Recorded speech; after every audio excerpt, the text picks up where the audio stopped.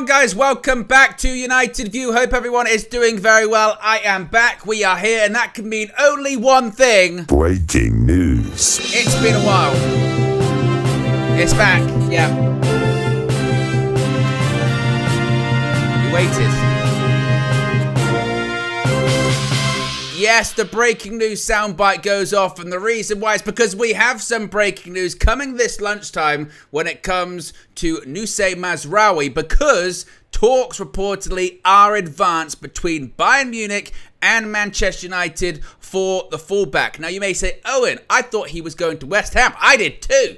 Just yesterday, we'd heard that a deal had been agreed between West Ham and Bayern Munich. Looked like he was going there. We'd also heard that Wan-Bissaka had turned down a move to West Ham. He favoured a move to Inter Milan, so that was what was going to happen there. But in the last couple of minutes, at the time of recording this video, this has just been posted from Florian Plettenberg, German football expert from Sky Sports in Germany, close ties to Bayern Munich. He has said an exclusive: Mazraoui deal with West Ham is off. No agreement on the agent side has been reached, despite the agreement between the clubs, 15.5 million plus 4 million in add-ons. And on the players' side, West Ham have now left the negotiations. So you could say, well, Owen, it still doesn't really matter that, you know, the deal's off of West Ham. Okay, but we've still got a lot to do when it comes to right back to make this happen. But it's that last paragraph. You can see it right there underneath it, with the little warning sign right there. It says, Manchester United now pushing to sign Mazraoui, advanced talks. So talks are now advanced when it comes to Manchester United and Bayern Munich for the fullback. Now, that's all of the details we really kind of have on this one at the moment. As I mentioned, this is a breaking news story. If you see me looking over to my left here, the right on the screen, it's because I'm checking if any more news is coming in. I'm like a guy that's parallel parking, you know what I mean? When it comes to all of this stuff.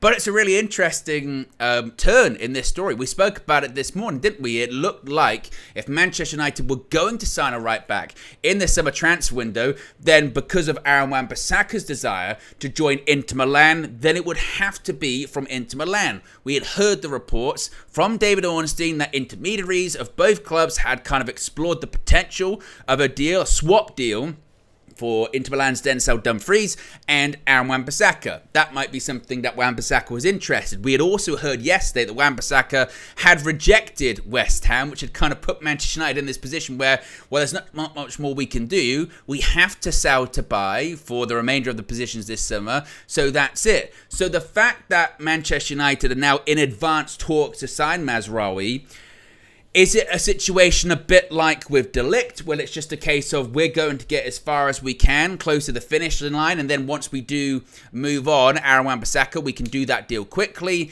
Is now, because this deal between West Ham United and Bayern Munich being off, are West Ham now going to push hard once again for Wan-Bissaka? Is that going to change his mind? Of course, as I mentioned, he did turn the club down. He did reject them, according to one of the toppest tier sources you're going to find in David Ornstein. So I don't really doubt his reporting on that one. But now suddenly everything's back in play when it comes to this Mazraoui right back situation. As far as whether or not he is going to be a good sign or anything like that, look, it's divided. You can let me know in the comment section below what you think about this one. Obviously, there are pros and cons. The pro is that he wouldn't have secured a move from Ajax to Bayern Munich if he was a bad player. He was part of that Ajax team that was very successful in sort of 2018 into 2019 with Erik ten Hag, and there is a versatility to him. He's multifunctional. He can play at right back. He can also play at left back, which is maybe what Manchester United are looking for this summer when they are kind of cash strapped when it comes to FFP and PSR. They can kind of, you know, two birds with one stone, that kind of situation, can't they? Whereby we've kind of got a left back in Mazraoui and a right back. We could possibly do that. But look, there are also big red flags when it comes to Mazraoui as well. Just in terms of the situation where it's like, once again, we're looking at a situation where it's an ex-Ajax player. Once again, sirens in the chat. Once again, it's a situation where it's a player that Erik ten Hag's worked with, and why do we constantly go for players that he's worked with? You know, if you look at his time, his injury record, people point that out. You know, last season alone, he was out with He was out with, let's have a look at this, muscular problems. He was out for 8 days. He was ill 3 days. Torn muscle bundle, out for 47 days. Missed 10 matches. Had some fitness issues. Was out for 10 days. Missed a match. Torn muscle fiber, out for 5 days.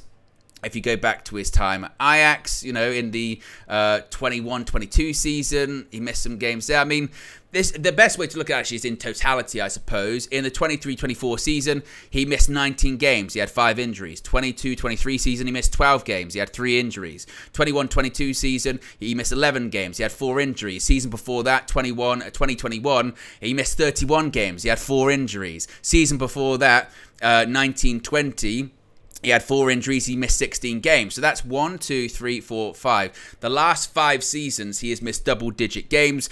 And a couple of them, one is very close to being 20 games missed. The biggest being 31 games missed. So there would be concerns, certainly, about injuries. He is in his prime right now. He's 26 years old. He has worked with Erik ten Hag before in the past. I don't buy into the stories about this is how Erik ten Hag wants to unlock Antony on the right wing or anything along those lines. I think it's just more a scenario where Manchester United are aware that Aaron Wan-Bissaka has a year left on his contract. No option to extend, no trigger option to extend. They've already utilised that last summer. And like I spoke about this morning, they kind of realised, well, what do we want to do with him? Do we want to keep him? If we want to keep him, then we have to give him a new contract. Is that something we want to do? Or do we want to go in a different direction? And the problem is Aaron Wan-Bissaka is almost, again, I called him the other day a top trumps player in the sense of his pros are so strong. His one-on-one defending is so strong. And you would always use that category when you're talking about his pros. But if you're going to talk about some of the negatives, you would talk about the ability to go forward, the ability on the ball, the ability to get involved in attacking play. But then people push back and say, but he's a defender. He's meant to defend. And it's kind of, it's the bigger debate about what is the modern day fullback? What is the modern day right back? What should be the qualities and the tools of the modern fullback? And you can have that debate in the comment section below. Lord knows we'd be here for an hour if we discussed all of that. But this is a really surprising story. Once again, Manchester United in advanced talks for a player that at one point looked like they were going elsewhere. Joshua Zirkzee looked like he was on his way to AC Milan. He's a Manchester United player. Lenny Yoro looked like he was going to go to Real Madrid. It was just a case of when. He's now a Manchester United player. Nusayt Mazraoui looked like he was going to become a West Ham player. Now, the reporting this afternoon, this lunchtime, is that Manchester United are in advanced talks to sign the Moroccan fullback. So this is certainly a really fascinating story, a developing story. What does it mean for Aaron Wan-Bissaka in his future? We still don't know. We don't know if he's reconsidering options. We don't know if there's a deal close because we had been told that signing a right back doesn't happen as long as Aaron Wan-Bissaka is at the club. It is 1 out, 1 in. So to sign Mazraoui, we would still have to sell Aaron Wan-Bissaka. Where is he going to go? Is he going to go anywhere? He's currently out on the preseason tour in the United States. He's set to play tomorrow against Arsenal. Whether or not he's involved in that game now will be very, very interesting. If something is happening with him, you would suspect maybe he's not going to be involved because they don't want him to get injured or anything like that. So let's watch this one. Of course, we get any more details, any more developments on it. As I mentioned, I will be here, I will be live, and we'll be covering it. A reminder, plenty of tour content on the horizon today. Flex, KG, and Just Josh Media Graphics Guru Visual Ninja are out there in the United States, in LA. So again, if we get any more info or anything like that, we'll let you know. But what are your thoughts on all of this? What are your thoughts on the latest transfer developments for Mazraoui? Do you like him? Don't you like him? Is this a good move? Is this a bad move? Let me know your thoughts about it in the comment section below. Be sure to smash a like on the like button. Be sure to subscribe, bottom right-hand corner, and I'll speak to you again very, very soon.